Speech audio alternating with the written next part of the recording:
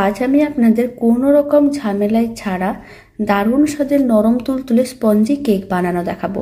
এইভাবে কেকের রেসিপিটা বাড়িতে বানিয়ে দেখতে পারেন। বানানো যতটাই সহজ, খেতেও ভীষণ ভালো হয়।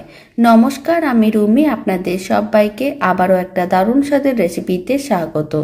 প্রথম একটা বড় সাইজের মিক্সিং বোল নিয়েছিলাম, তার মধ্যে এখানে আমি একটা ডিম দিয়ে দিলাম।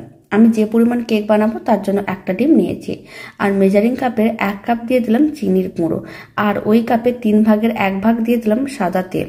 তারপরে সমস্ত কিছু ভালো করে মিশিয়ে নিতে হবে।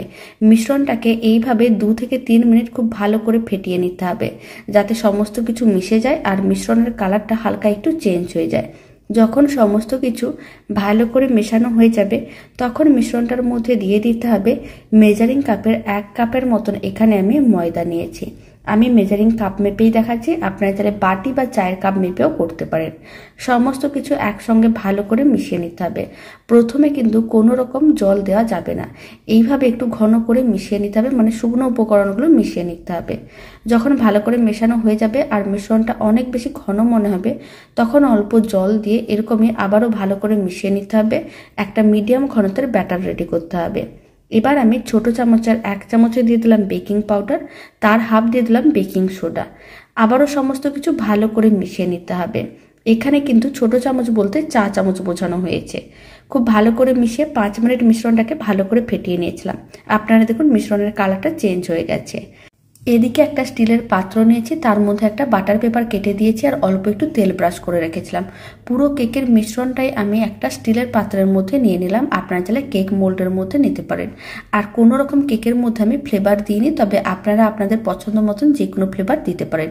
এবার আমি এর মধ্যে দিয়ে দিচ্ছি কেটে রাখা ড্রাই ফ্রুটস। প্রথমে আমি এখানে দিয়েছি কাজু, কিশমিশ আর আলমন্ড বাদাম, আর আমি দিয়ে দিচ্ছি টুটি ফুটি। আপনারা আপনাদের পছন্দ মতন যে কোনো ড্রাই ফ্রুটস এর মধ্যে দিতে পারেন। কেকের মধ্যে ড্রাই ফ্রুটস দিলে কেকটা দেখতে অনেক বেশি ভালো লাগে। এদিকে একটা কড়াইকে আগে থেকে গরম করতে রেখে দিয়েছিলাম। কড়াইয়ের মাঝখানে একটা স্ট্যান্ড রেখে দিলাম আর কেকের পাত্রটা রেখে দিতে হবে। তারপরে ঢাকনাটা বন্ধ করে দিতে হবে। আর কড়াইয়ের ঢাকনার মধ্যে যে ছিদ্রটা আছে সেটাকেও ছোট্ট কাগজের টুকরো দিয়ে বন্ধ করে দিতে হবে, যাতে ভেতরের হাওয়া বাইরে না বেরিয়ে আসে। তারপর 40 মিনিট লো ফ্লেমে কেকটাকে বেক করে নিয়েছিলাম। এখন আমি 40 মিনিট পরেই দেখাচ্ছি। আপনারা দেখুন কেকটা রেডি হয়ে গেছে আর বেশ অনেকটাই ফুলে উঠেছে। এবার কেকটা একবার চেক করে নেব। আপনারা দেখুন স্টিকটা একেবারেই পরিষ্কার, তার মানে কেকটা রেডি হয়ে গেছে। তারপর কেকটাকে ঠান্ডা করে নিয়েছিলাম। এবার কেকটাকে ডিমোল্ড করে দেখিয়ে দেবো। প্রথমে একটা হাতা বা ছুরি নিতে হবে আর এইভাবে সাইডগুলোকে আলাদা করে নিতে হবে। তাহলে কি হবে, কেকটা অনেক সহজে ডিমোল্ড হয়ে যাবে। এবার আমি কেকটা তুলে দেখিয়ে দিচ্ছি। আপনারা দেখুন কেকটা খুব সুন্দরভাবে রেডি হয়েছে। কেকটা দেখতে যত না ভালো হয়, খেতে অনেক বেশি ভালো হয় আর বেশ নরম তুলতুলে স্পঞ্জি হয়। বাড়িতে বানিয়ে দেখতে পারেন। আশা করি আপনারাও খুব সহজে বানিয়ে নিতে পারবেন আর খেতে বেশ ভালো হবে।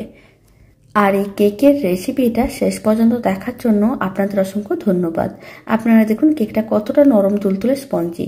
তো চলুন ভিডিওটা আমি এখানে শেষ করছি। আপনারা সবাই ভালো থাকবেন, সুস্থ থাকবেন। আপনাদের সঙ্গে আবার নতুন রেসিপি নিয়ে দেখা হচ্ছে।